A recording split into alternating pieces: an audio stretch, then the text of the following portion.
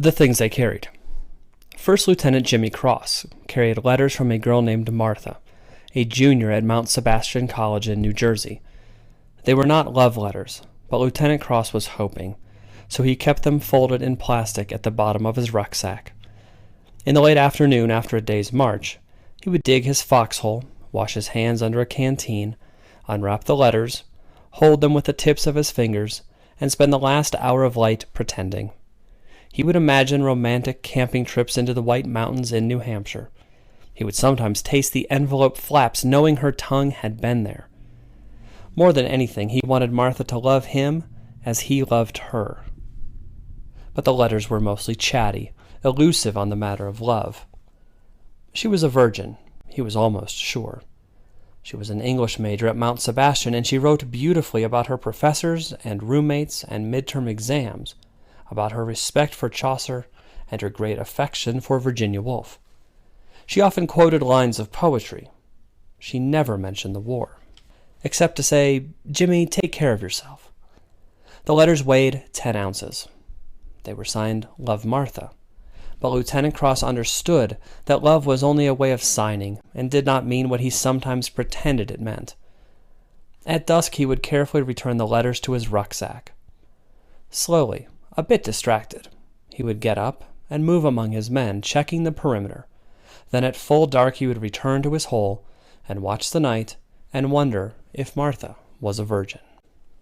The things they carried were largely determined by necessity. Among the necessities, or near necessities, were P38 can openers, pocket knives, heat tabs, wristwatches, dog tags, mosquito repellent, chewing gum, candy, cigarettes, salt tablets, packets of Kool-Aid, lighters, matches, sewing kits, military payment certificates, sea rations, and 2 or 3 canteens of water. Together, these items weighed between 15 and 20 pounds, depending upon a man's habits or rate of metabolism.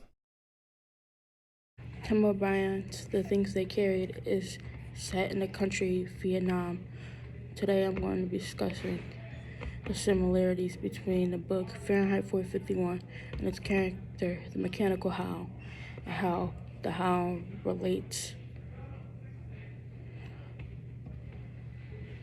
to the soldiers in the book. The book, The Things They Carried, shows